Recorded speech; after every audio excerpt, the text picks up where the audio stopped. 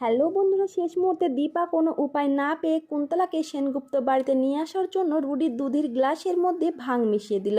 হ্যাঁ বন্ধুরা, আজকের এই দুর্দান্ত পর্বের আপডেটে কি ইন্টারেস্টিং ঘটনা ঘটতে চলেছে তা জানলেও তোমরা অবাক হয়ে যাবে। তাই পুরো ভিডিওটি না টেনে একটি লাইক দিয়ে সম্পূর্ণ দেখতে থাকুন।